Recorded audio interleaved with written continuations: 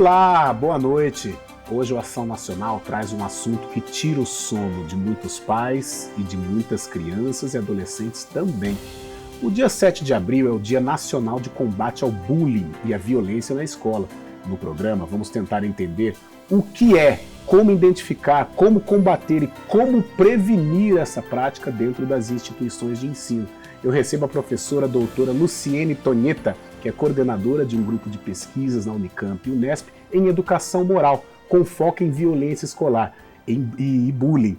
Doutora, boa noite, tudo bem? Boa noite, tudo bem? Obrigado pela presença. Um prazer estar aqui. Vamos discutir um assunto muito importante, que precisa ser discutido, muito polêmico, como eu sempre falo aqui no Ação Nacional, de muito aprendizado. Fique à vontade. Professora, o que é o bullying? Que tipos de bullying existem? O bullying é um tipo de violência. Ele, na definição dos problemas de convivência na escola, a literatura tem já defendido e definido dois grandes tipos de problemas de convivência. Aquelas manifestações que são perturbadoras da ordem, então, como a indisciplina, a incivilidade, então dá um grito no meio do nada, meninos e meninas que usavam o celular no meio da aula, ou uma brincadeira, chegar atrasado na sala de aula depois de ter saído para ir ao banheiro, coisas assim. Então, incivilidades, indisciplinas, transgressões a regras são parte deste grupo de problemas chamado manifestações perturbadoras. E um outro grupo de problemas mais sérios, que são as manifestações de caráter violento. E entre elas, nós temos as violências duras, então o porte de armas, as drogas, os problemas de homicídio, de suicídio, portanto, os sofrimentos emocionais, as agressões físicas, psicológicas e o bullying. Sim. O bullying, então, como um tipo de violência, ele recebe esse nome no Brasil e no restante do mundo, não porque é mais bonito falar em outra língua, mas é porque nós não temos uma palavra na nossa língua ou nas línguas latinas que consigam descrever as características deste problema, dada a complexidade que ele traz. Então, o bullying é um tipo de violência específica pelo próprio nome, que diz, então, intimidação. Então, bull, touro, intimidação. E o gerúndio, ing, no inglês, sim, significando uma intimidação sistemática, repetitiva, e que faz com que esse tipo de violência seja ainda pior do que os outros, porque é recorrente. Ele tem características, então, de intencionalidade, não é como uma provocação pontual que eu faço por determinada característica do outro, mas é intencionalmente com a vontade de fazer com que o outro se sinta menosprezado, diminuído diante de uma plateia. Professora, e é um assunto muito mais sério do que a gente imagina, né? Porque, por exemplo, pega o pessoal mais do meu tempo, assim, os amigos falam, mas no meu tempo eu tirava de letra, tal. E não é tão simples assim, né? Nós temos, o bullying sempre existiu porque ele é um fenômeno humano, não é? Então, ele desde os primatas, a gente pode dizer que existe bullying. A questão é que nós conseguimos hoje, com a evolução dos métodos científicos e das próprias investigações, caracterizar fenômenos com as suas reais características e potencialidades. Então, vemos que o bullying é um problema complexo porque ele mexe com a identidade do sujeito, com a formação dessa identidade, por isso muito mais sério entre crianças e adolescentes, sim, não é? Isso não quer dizer que não atinja adultos, por exemplo. A própria literatura denomina o problema do bullying na vida profissional como mobbing. um problema, então, das relações profissionais, mas que guarda as mesmas características, como um problema entre pares. Então, pares são aqueles que não têm peso de autoridade diferente. Na psicologia, a gente costuma denominar assédio moral quando você tem uma hierarquia diferente, então, de relações. Então, você e seu chefe, quando ele te provoca, quando ele te intimida, isso não é bullying, isso é assédio moral. As relações de bullying são entre pares, e elas eram muito presentes na nossa infância também. Sim. Muitos de nós conseguiram superá-las, não é?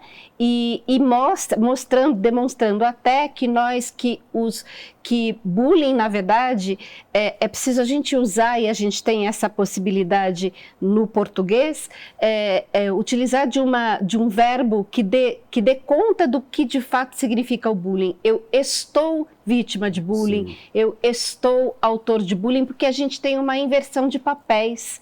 Sim. Dependendo das relações que nós assumimos dentro de um grupo social ao qual pertencemos. E essa coisa do bullying, ela está presente em vários assuntos, em várias situações, né? Por exemplo, a gente vai citar, né, as crianças, o porquê que desabrocha isso, principalmente nas crianças e adolescentes, mas você pega uma criança que não se destaca no videogame, aí na galera ela vai ser a vítima do bullying. Você pega uma criança que não pratica bem o esporte. Você pega uma criança que é muito inteligente, ela também sofre, que é o famoso nerd e tal, né? Isso no meu tempo tinha muito, né? Então, em vários aspectos, esse bullying se desenvolve, né? Sim, até porque a criança que é escolhida a dedo para ser vitimizada, sim, ela tem uma característica peculiar, que não significa culpabilizá-la por essa fragilidade, mas é uma característica que é importante até para quando a gente for pensar nas intervenções, porque uma intervenção que seja eficaz, ela não significa apenas tirar o autor ou punir o agressor, mas também fortalecer essa vítima, porque ela se vê frágil. Sim. Então, você disse bem, então, culturalmente, porque o bullying é um problema de grupo, é um fenômeno grupal. E então, neste grupo, incide as características culturais. E aí os estereótipos culturais que estão sempre sendo destacados. Então, quem são os diferentes são aqueles que são intimidados. Sim. Mas por que nem todo diferente é vítima de bullying? Ou por que mesmo o caso de eu ser baixinha, sim, e aí eu ser vitimizada, intimidada por causa da minha estatura, eu não cresci e eu deixo de ser vítima de bullying? Porque existe uma fragilidade natural da vítima. E o autor de bullying, ele é muito sagaz para pegar essa fragilidade e menosprezar esta pessoa para que ele se sinta maior diante do grupo em que ele pertence. E o curioso, né, que como eu citei, às vezes é aquela coisa, o diferente, né, uma coisa física, normalmente, né, nos tempos, o narigudinho, o orelhudinho, o textudinho e tal, aquelas coisas. Eu sofria muito o negócio de ser gordinho, né, eu também sofria muito, mas eu não era também santinho, porque eu fazia também as minhas artimanhas. Você estabelecia diferentes papéis dos grupos que você trabalhava. Mas em alguns momentos, claro, eu fiquei muito incomodado, eu também devo ter chateado muitas pessoas também. Só que, como você disse, às vezes até coisa boa. Por exemplo, como eu disse, o melhor aluno da turma, da galera, né, do pessoal. Esse cara sofre bullying, essa pessoa, essa menina, esse rapaz, né, ele sofre bullying. Então, até com coisa boa, o cara é muito inteligente. Então ele é o cara que vai ser o zoado, né? Sim, até porque, veja, ele é o diferente, mas ele também tem características que o colocam numa situação de fragilidade. Ele também se mostra tímido, ele também se mostra com necessidade de pertencimento a este grupo. Sim. E isso faz com que o autor de bullying perceba essa condição que ele pode estar, não é, passando e não simplesmente ser, e ele então se apodera dessa condição para minimizá-lo, para menosprezá-lo. Mas porque o próprio autor de bullying muitas vezes também se vê pequeno diante do grupo. Também é uma fragilidade. E que, portanto, ele diminuindo o outro, ele pode se exacerbar diante daquele grupo que ele quer liderar, que ele quer também ter uma posição de poder. Nossa, um trabalho assim, é muita psicologia, né, professora? Na verdade, entender o fenômeno e entender o fenômeno que é humano, entender do desenvolvimento humano. Porque, por exemplo, falando de criança, às vezes até o autor do bullying, ao invés também de você puni-lo, de você repreendê-lo, cabe ali uma conversa também, explicar para ele o que esse bullying pode causar na pessoa em que ele está brincando, né, entre aspas, né? Então é todo um trabalho assim, é muito diálogo, né, também, né? Muito diálogo e muita ação, não é? Porque senão a gente fica refém da ideia de que a boa conversa apenas resolve. Tá. Não é? Então, muito diálogo, sim, mas diálogo no sentido até do termo. Então, diálogo significa fazer com que aqueles que estão envolvidos participem de um processo de tomada de consciência. Tá. Então, significa, não sou eu que vou dizer para ele o que aquele menino que ele intimidou, ou que ela intimidou, está sentindo, ou como ele poderia ter agido, mas sim dar voz àqueles que sofrem, àqueles que estão se submetem a uma situação desse tipo de problema, para que eles também se sintam fortalecidos o bastante para poder dizer, para dar o limite, eu não quero que você me chame desse jeito, eu não gosto que você fale assim comigo, não é? E você tocou num assunto, antes da gente até começar o programa, às vezes essa pessoa que está sendo intimidada, ela não quer criar algum atrito, até para fazer parte daquele grupo, até para ser amigo da pessoa que está intimidando, né? Então existe toda realmente não é fácil, hein?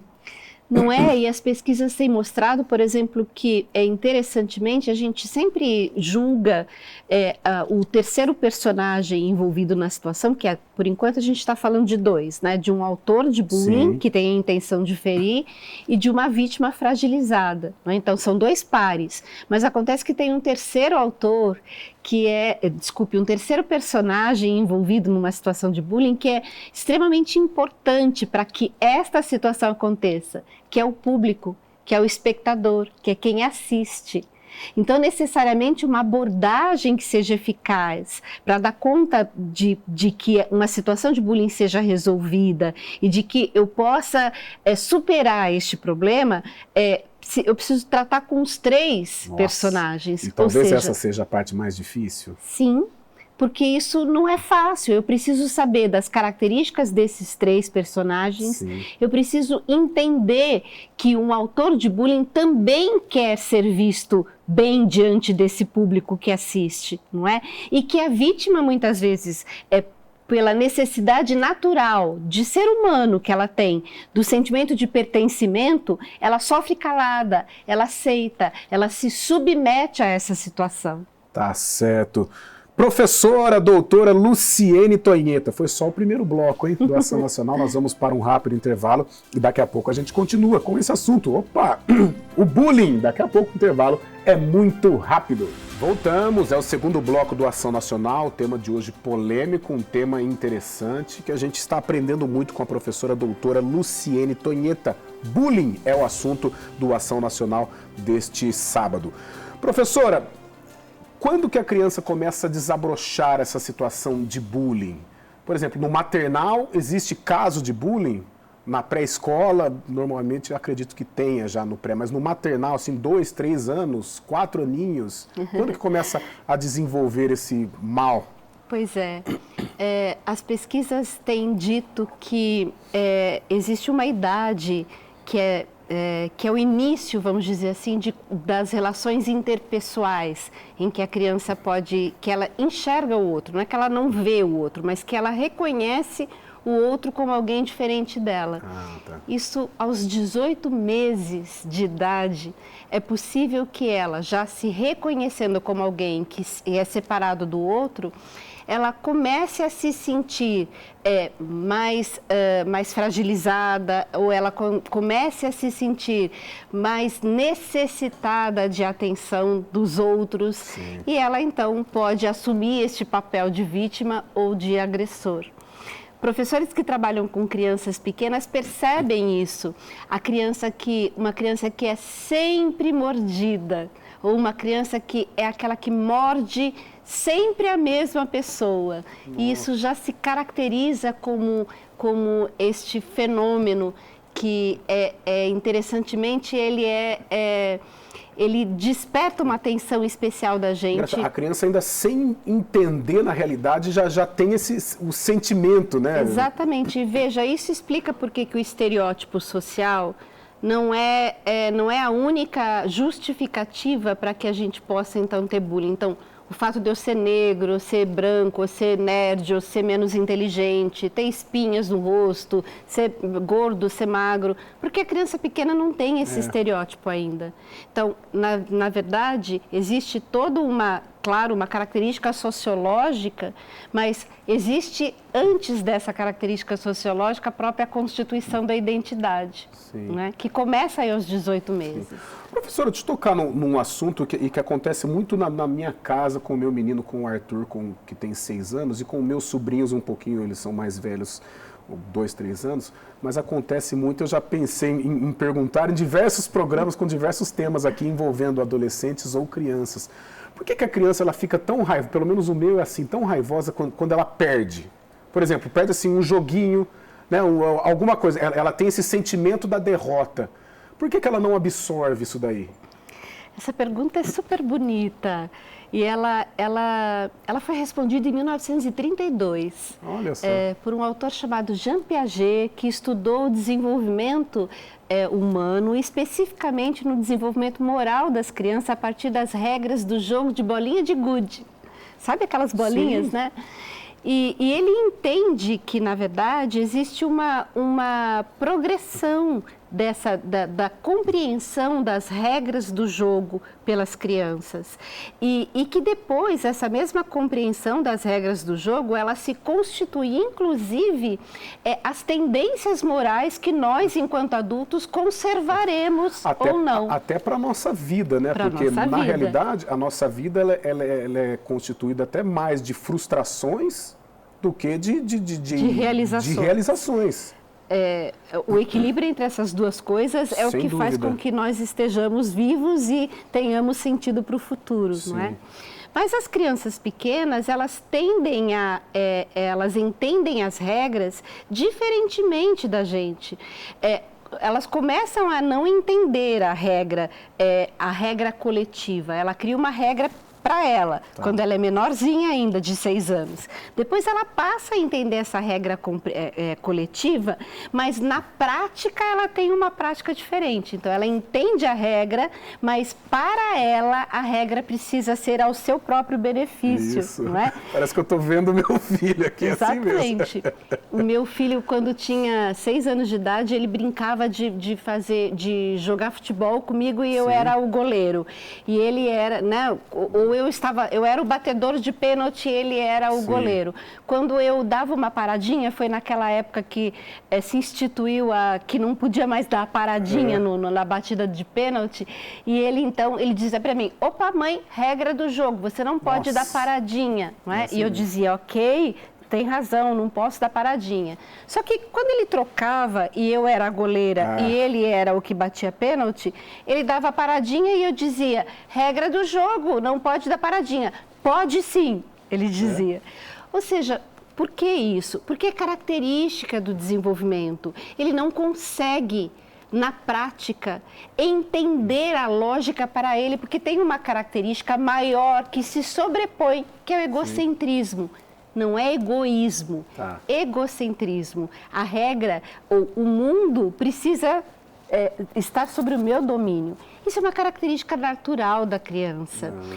Não bater de frente com ela faz com que a criança se desenvolva de uma maneira tranquila. Não é? Então, para pais e para professores, compreender que isso faz parte do desenvolvimento da criança dar a ela a possibilidade de ganhar, quantas vezes ela quiser, porque vai passar. E um dia ela vai aprender que quando ela perder, ela vai aprender que existem perdas e ganhos na vida. Com certeza.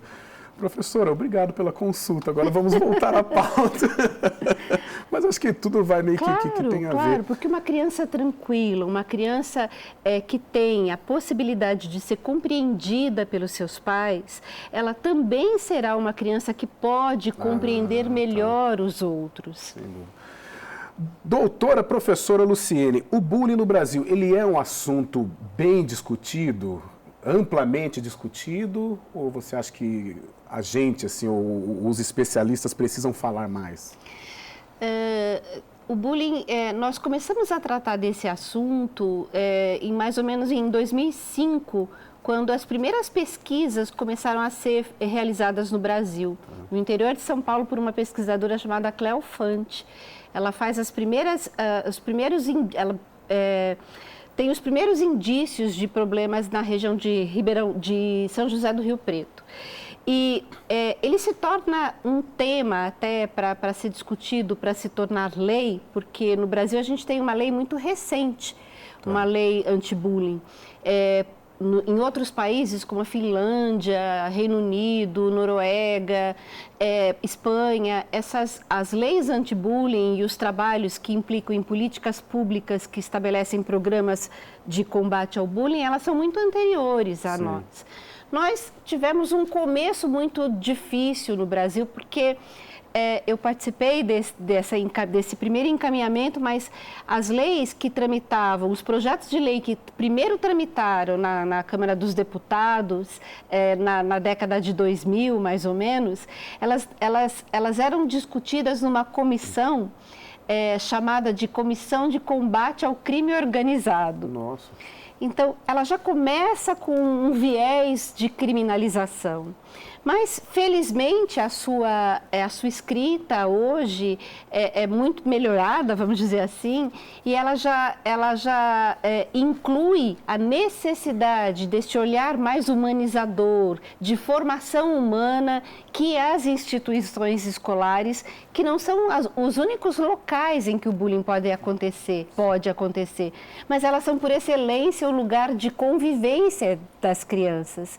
E com a lei anti-bullying, que a partir de 2015 foi promulgada pela então presidenta Dilma, e que depois passou a ser parte da LDB, no artigo 12 da LDB, modifica o artigo 12 da LDB, se tornando, portanto, dentro da maior lei do Brasil, uma específica necessidade de organizar programas anti-bullying neste país, este debate se amplia. Sim. Mas, infelizmente, ele se amplia do ponto de vista de termos uma lei e não da eficácia de programas que façam cumprir a lei.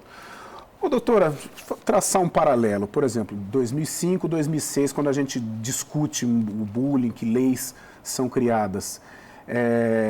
Por exemplo, uma criança dessa geração que sofreu bullying, quando ela se torna adulta, vamos supor, ela pode ter, ela consegue superar isso, talvez. E as crianças de antigamente em que não se detectava o bullying, que são os adultos de hoje? Nós guardamos muitas das nossas fragilidades que nós vivemos como crianças. Talvez os adultos de hoje, os adultos que sofreram o bullying, mas quando não tinha o bullying, não era trabalhado, não era falado o bullying, talvez eles vão sofrer mais ou sofrem mais do que os adultos que já conviveram com o bullying? Eu acho que mesmo os adultos que já conviveram com o bullying, mas que também não tiveram nenhum tipo de ação eficaz, também sentirão as mesmas consequências.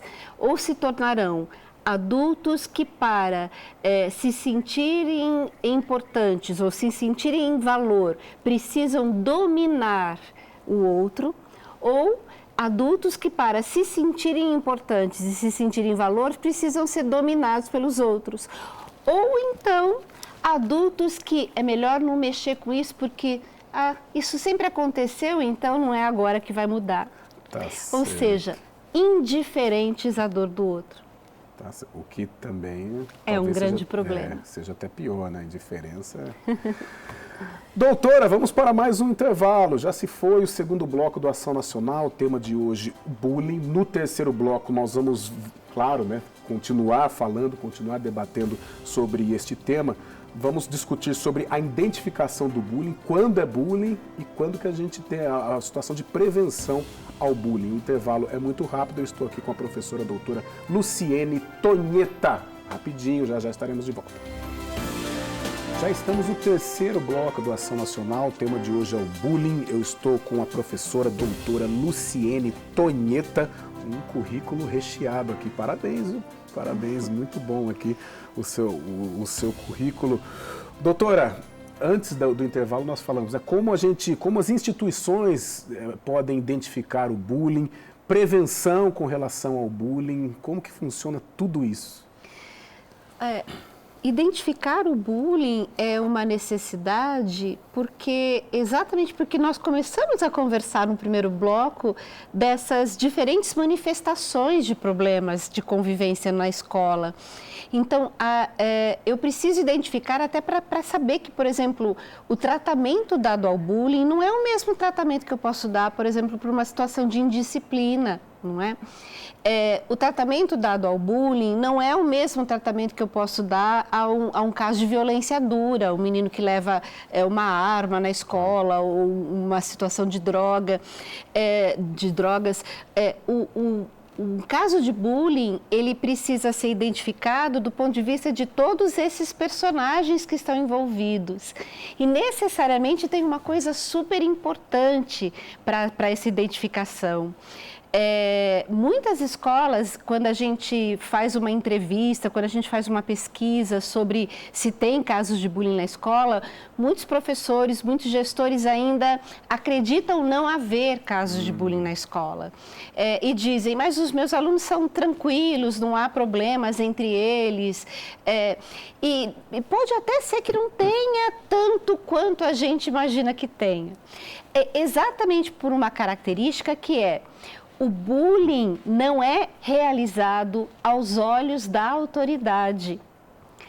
Existe uma sutileza dessas relações. Por isso, a característica maior dele é de ser entre pares e, portanto, isso faz diferença não só para a identificação, porque um professor dificilmente vai identificar um caso de bullying, um gestor dificilmente identifica um caso de bullying, mas um aluno sim.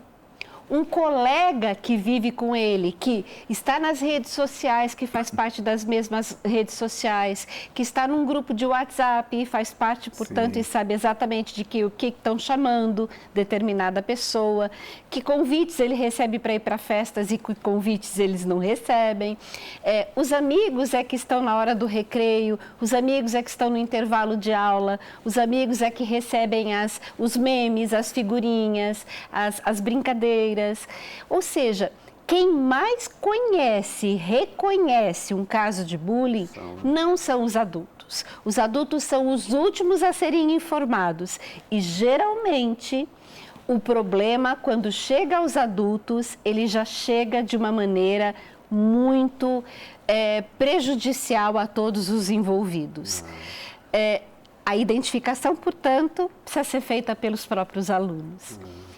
E aí vem, então, a questão de como é que eu trabalho com isso. Se a identificação é mais fácil pelos alunos, logicamente, nós vamos pensar que os programas anti-bullying hoje no mundo já provaram, então as investigações já provaram, que quem tem maior possibilidade de intervenção aos programas de bullying antes que eles virem os massacres que nós tivemos em Realengo, em Suzano, em Saudade, em Goiânia e todos os outros que a gente soube, não é? Antes que eles virem esses problemas, que eles sejam identificados e possam ser trabalhados. Então, os próprios pares. Tá. Quais os casos mais recorrentes, doutora, de bullying, assim, em instituições? Os casos mais recorrentes... penso que eles são muito presentes, mas a literatura tem mostrado muito mais presentes entre adolescentes. É aquela coisa assim, é mais verbal, mais físico, mais... Existia até certo tempo uma diferenciação, por exemplo, de gênero. Inclusive, quando você fazia a diferenciação entre que tipo de problema você vive, meninas viviam mais um tipo de bullying psicológico e os meninos mais físico, não é? Então, a agressão física era muito mais comum. Mas, interessantemente, hoje a gente já não tem essa divisão. As meninas... Haja visto o que a gente percebe, né? Então, as brigas com puxão de cabelo e todas as outras formas, nós não temos essa divisão. O que tem acontecido muito até pela questão virtual, não é, que nós estamos vivendo, é esse deslocamento do bullying ou das agressões que são presenciais para o mundo virtual. Sim. Por que a vítima, normalmente, ela não denuncia o agressor? É a mesma explicação do que a torna vítima. É a fragilidade que ela tem, é o medo de pertencimento, ou o medo de não pertencimento. Ela se vê com pouco valor. E exatamente isso prova o quanto as ações que a gente vai ter, como família, como escola, para prevenir, para intervir em situações de bullying, abarcam também o fortalecimento dessa vítima, para que ela se sinta forte para dizer para o outro que ela não gosta, para que ela possa se defender, para que ela possa assertivamente dizer as coisas que ela não gosta. Ela não denuncia por medo, ela não denuncia muitas vezes, por acreditar que ela é aquilo. E também, muitas vezes, por necessidade de pertencer àquele grupo social. Existe um trabalho nas instituições, por exemplo, em casa é importante a gente já discutir esse assunto com os nossos pequenos, não só os pequenos, mas às vezes adolescentes, né?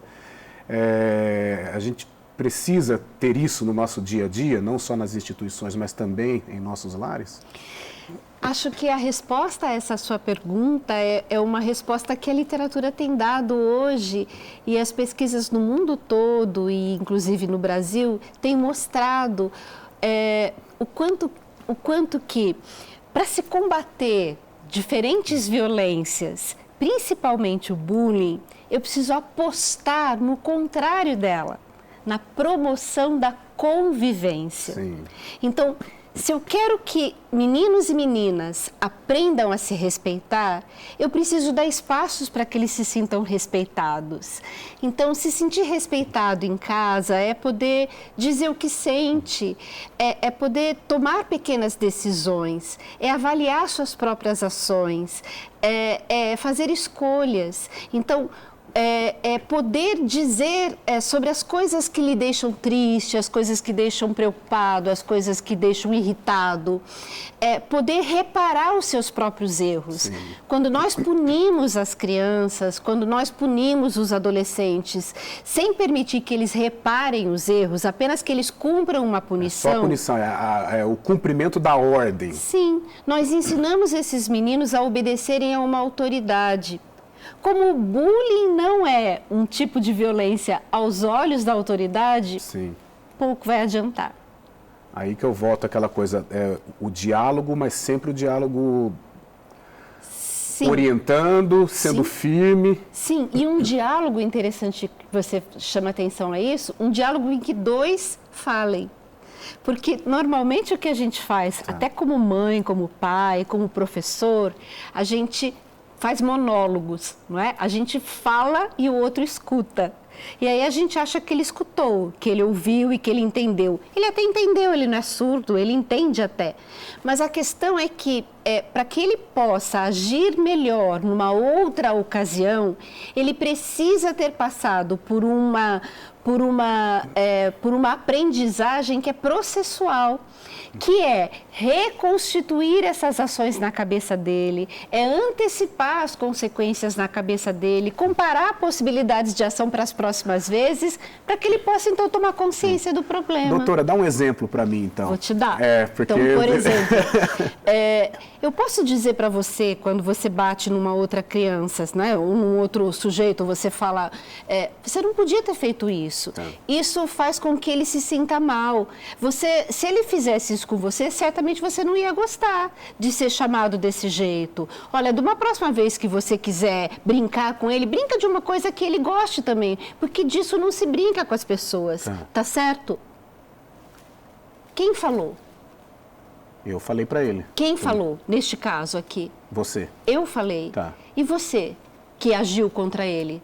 Só ouviu. Então, como é que você vai tomar consciência? Você tem que me dar voz também. Exatamente. Então, ao invés de eu te dizer o que é que você faz, eu te digo como você acha que ele se sentiu nessa situação. Tá.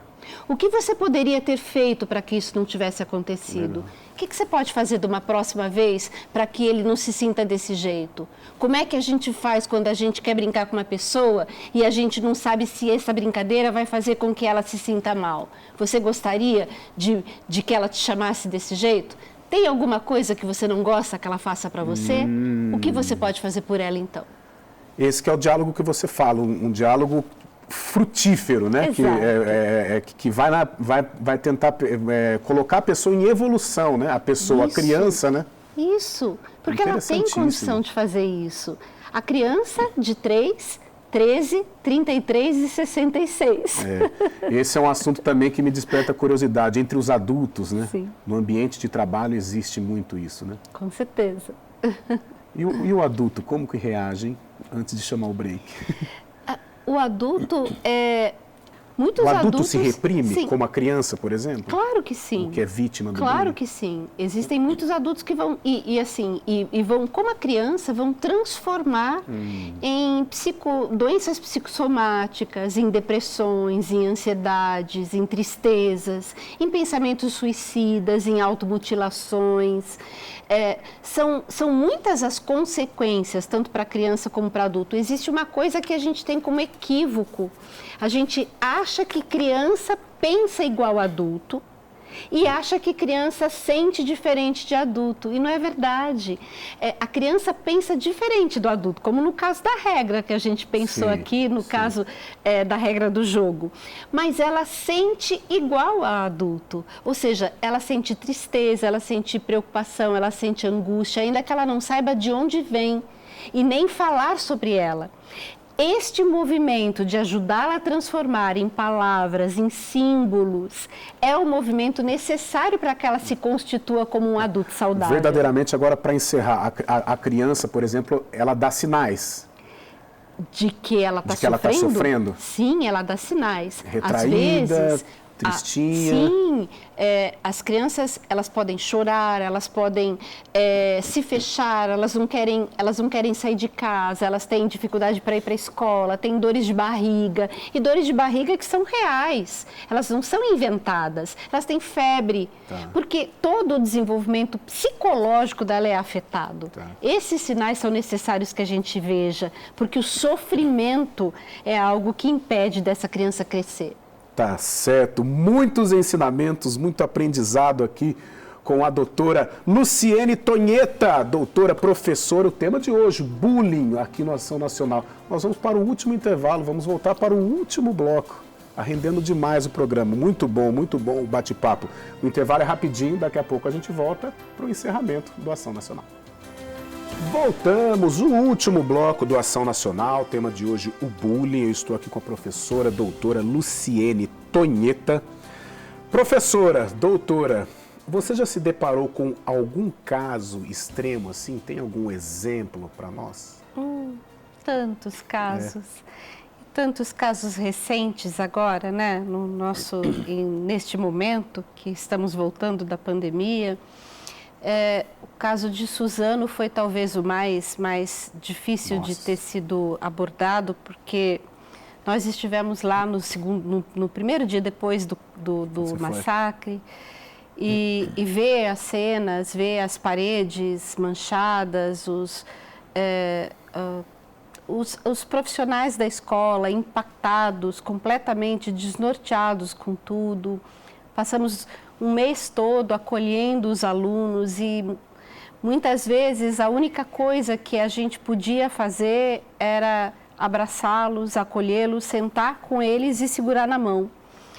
Porque exatamente isso mostra a complexidade do problema e o quanto as consequências são danosas, não só para si como para o outro, não é? Então, os casos, neste caso, destes massacres, tanto de Realengo quanto de Suzano, mostram o quanto existe um sofrimento, tanto daqueles que foram, claro, aqueles que foram vitimizados naquele momento, que morreram, muitas vezes inocentemente até, mas também daquele que foi o agressor.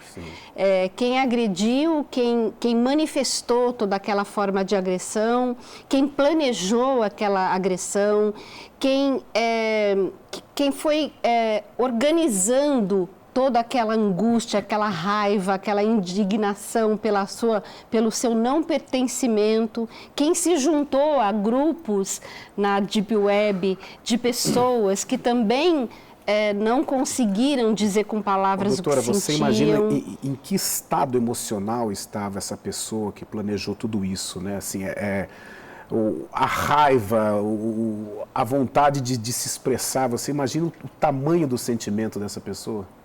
É o mesmo tamanho daquele que tira a própria vida.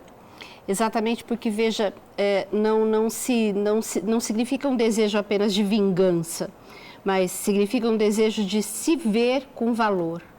Então, vingança seria: eu me vingo de você, saio correndo e procuro me esconder para viver, pronto, está feito.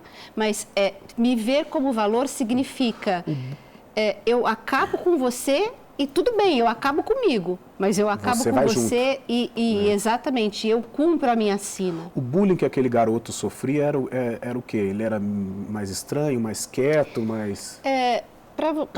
A gente tem um registro de falas de pessoas que depois, que a gente fica sabendo, não é? De um menino que passava despercebido por todo mundo, não é? Pelos professores, pelas pessoas que estão ali na escola, pelos próprios colegas. Não tinha uma gozação, assim, não era algo... Não necessariamente uma gozação, mas talvez uma rejeição. Tá. Uma rejeição do ponto de vista de quem são escolhidos, quem é que tem grupo social, quem é que vai no cinema junto, quem é que é chamado para trabalhar em pequenos grupos. E é claro que isso não é culpa da escola, nós não estamos falando de culpa, nós estamos falando de responsabilidade, de fazer um trabalho eficaz e de promoção para que não venha a acontecer o problema. Tá. Mas existem, porque quando a gente vê a causa, como é um problema complexo, as causas também são complexas. Sim. Ele também vivia uma desarmonia na casa, na família, um problema estrutural nessa família. Então, a gente tem uma conjuntura que sugere que este menino, de fato, tenha se sentido pouco pertencente, pouco amado, pouco valor nos espaços sociais em que ele pertencia. Sim. Doutora, você tocou no assunto, né? Você falou sobre a pandemia e nesse pesadelo, né, que estamos ainda vivendo de uma maneira, né, parece que estamos chegando a um ponto final, pelo menos numa situação um pouco melhor, né, do que foi no início, né, há 2 anos.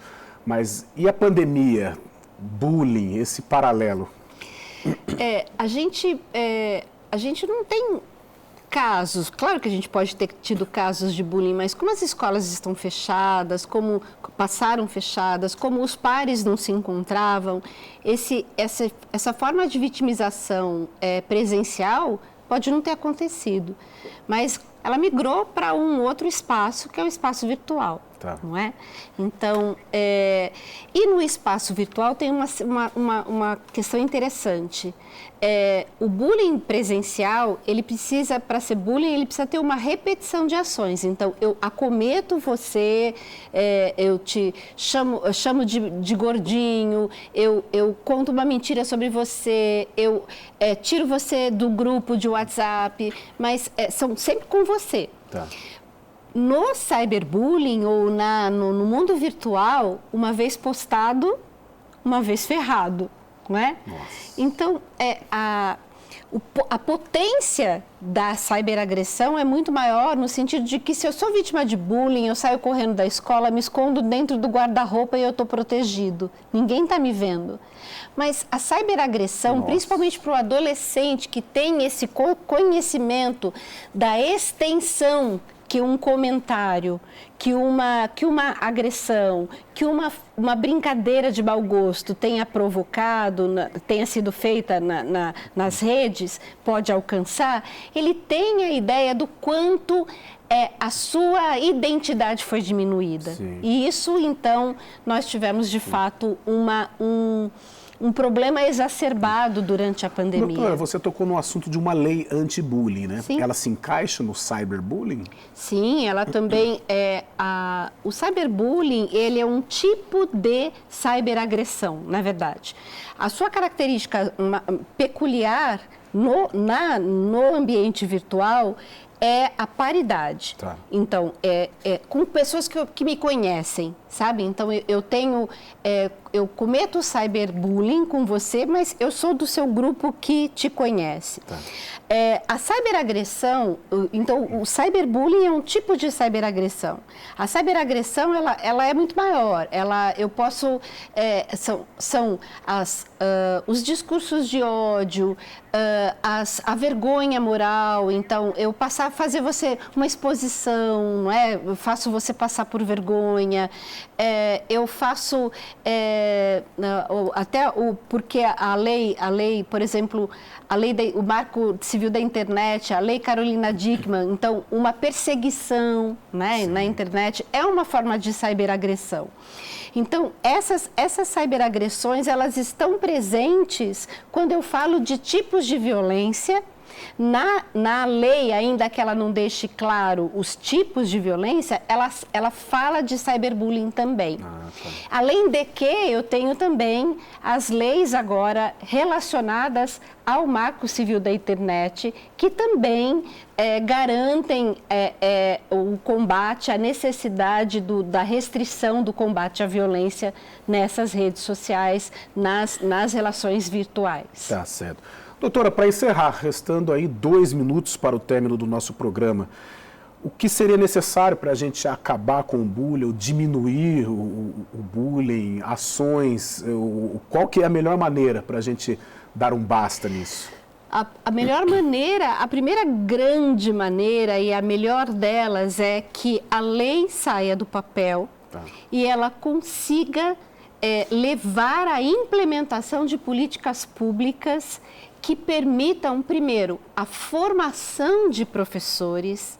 E veja, a formação não é a informação de professores, porque a informação nós prestamos muito bem. Sim. Vocês prestam muito bem. Agora, a formação de professores exige estudo, exige reflexão, exige estudo de caso, não é? Dos próprios problemas que ela tem na escola, exige pesquisa, exige que ela conheça e reconheça essas pesquisas como possibilidades de intervenção ou de melhoria das formas de intervenção. Então, a primeira coisa é políticas públicas de formação de professores. A segunda coisa é apostar na ciência. Tá. Existe ciência em educação que já provou que quem pode fazer uma abordagem mais eficaz de prevenção ao bullying e às outras violências são os próprios pares. Tá, ou seja, investir na formação dos próprios jovens. Professora, tem mais 1 minutinho, então. 30 segundos, por exemplo, uma pessoa que está sofrendo de bullying neste momento, qual o recado que você daria para ela?